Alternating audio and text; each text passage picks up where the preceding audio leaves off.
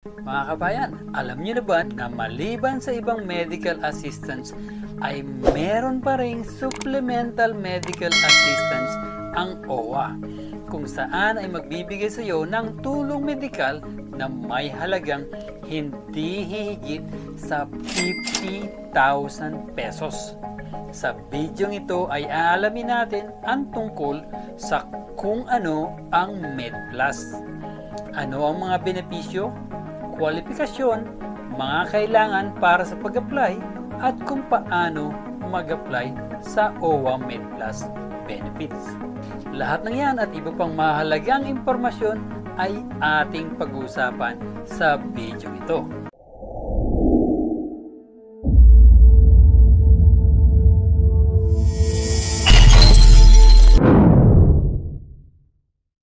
Ang mga OFW sa ibang bansa na aktibong miyembro ng OWA ay maaaring samantalahin ang isang Supplemental Medical Assistance Program na tinatawag na MedPlus. Ito ay isang programa na pakikipagtulungan sa PhilHealth na nilaan para sa mga OFW na maaaring magkaroon ng kinatatakutang sakit habang nagtatrabaho sa ibang bansa. Sa bidyong ito ay pag-uusapan natin kung paano ang Supplemental Medical Assistance para sa mga OFW ng MedPlus program habang ibinabahagi namin sa inyo ang impormasyon tungkol sa mga benepisyo ng programa. Ano ang saklaw nito, mga requirement na dapat ninyong mayanda at paano ka makakapag-apply para sa tulong pinansyal o medical. Ano ang OWA MedPlus? Ito ay ang Supplemental Medical Assistance para sa mga OFW o mas kilala sa tawag na MedPlus program. Ito ay pinatupad noong June 2, 2016. Ito ay inaprubahan ng Board of Trustees ng OWA, ang programa na nagpapahintulot sa mga OFW na makakuha ng karagdagang tulong medikal mula sa OWA. Parehong lumagda ang OWA at PhilHealth sa isang Memorandum of Agreement para ipatupad ang programang ito. Layunin ng MedPlus program na magbigay ng isang beses na tulong medikal o pinansyal sa mga OFW. Ang OWA Medical Assistance na ito ay pandagdag sa mga benepisyong binibigay ng PhilHealth.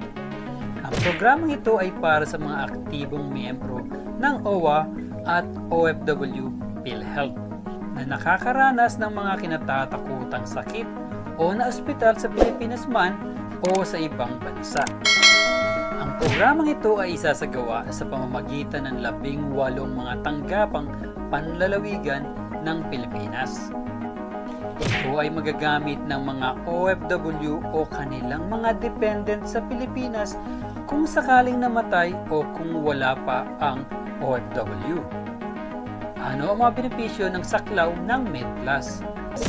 Kapag nag-avail ka ng MedPlus program, ikaw ay may karapatan sa tulong pinansyal na may halagang hindi hihigit sa 50,000 pesos bawat miyembro para sa isang kinatatakutang sakit. Ang programang tulong medical na ito ay pandagdag sa mga benepisyong ibinibigay ng PhilHealth na nangangahulugan na bukod sa mga benepisyong nakukuha mo mula sa PhilHealth. Mayroong karagdagang 50,000 pesos na tulong mula sa programang MedPlus. Ang OWA MedPlus program ay isang pandagdag na tulong medical para sa mga OFW na sumasaklaw sa medical na pamamaraan at surgical procedure sa mga kinatatakutang sakit na kinabibilangan ng heart disease, liver disease, chronic kidney disease, chronic obstructive pulmonary disease, at all forms of cancer. Ang mga benepisyo para sa pagpapa-ospital sa pamamagitan ng MedPlus program ay may visa para lamang sa isang na-diagnose na nakakatakot na sakit. Ngunit maaari kang payagang mag-avail ng OWA Medical Assistance ng maraming beses hanggang hindi ito lalampas sa halagang 50,000 pesos at ginagamit para sa kinatatakutang sakit na una mong inaplayan. Ano ang mga kwalifikasyon ng OWA Med Plus?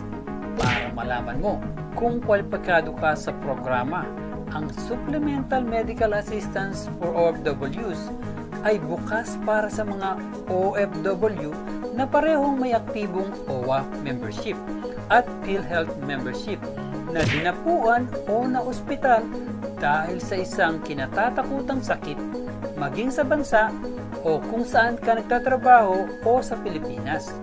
Ang kinakailangan para sa pag-apply para sa programa ng MedPlus. Para makapagpatuloy ka sa iyong aplikasyon para sa Supplemental Medical Assistance for OFWs, kailangan mo ihanda ang mga sumusunod na dokumento.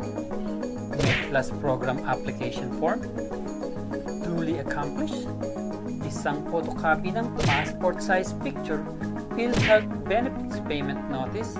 Ito ay dapat magpakita ng mga aktwal na bayad na ginawa mo sa PhilHealth patungkol sa iyong pagka-combine o pag-avail. Patunay ng recent OWA membership contribution.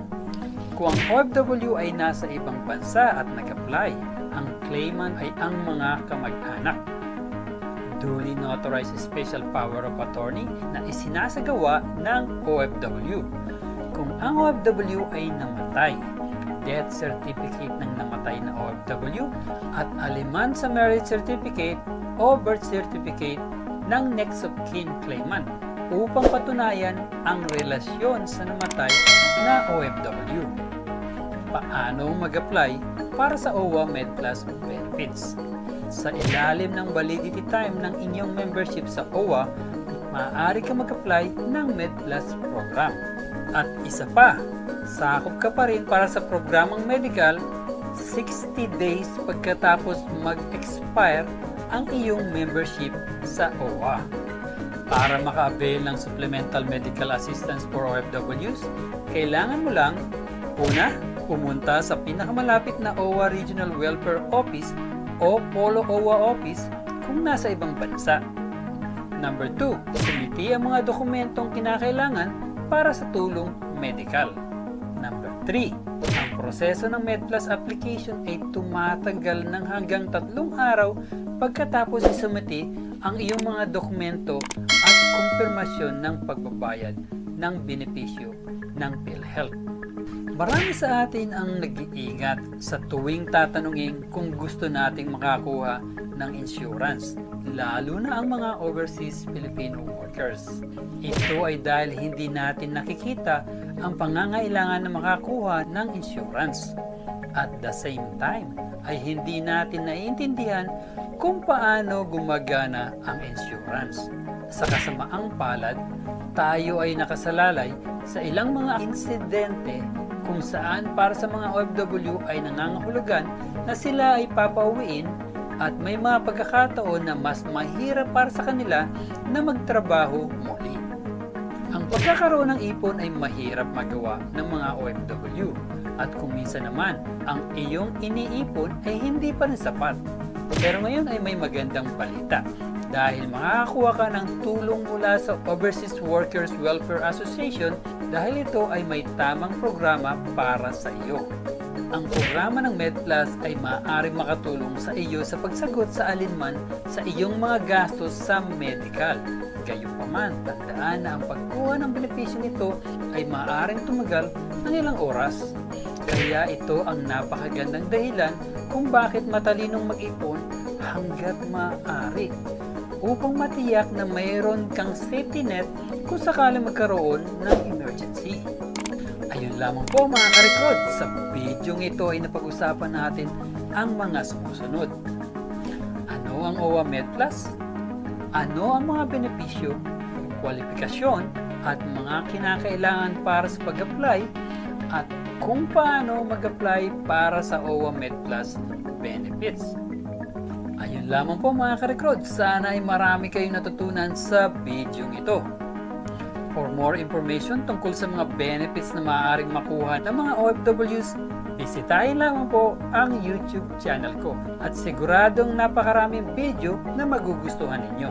Sana ay may panibago kayong natutunan? Please, abangan ang aming mga susunod pang mga video at sigurado mag-i-enjoy at marami kayong matututunan. At kung may mga katanungan kayo tungkol sa ating napag-usapan, huwag po kayong mag-alangan na ilagay ang inyong mga katanungan sa comment section upang mabigyan po namin kayo ng kasagutan. At please, huwag kalimutan mag-like, share, and subscribe at hit the notification bell at ang all para lagi kang updated sa aming mga bagong video. Muli, palagi niyong tatandaan na dito sa Rick Rod, prioridad namin ang iyong kaalaman tungo sa inyong kaunlaran. Paalam, kabayan! Para sa kaalaman ng lahat na ang Rick Rod PH ay may live stream every month na kung saan ay mag-i-enjoy na kayo at magkakaroon pa kayo ng chance na manalo ng 10,000 pesos. Meron itong Early Birds Raffle, isang tanong, isang sagot, raffle, at bingo na kung saan ay may jackpot prize na 10,000 pesos.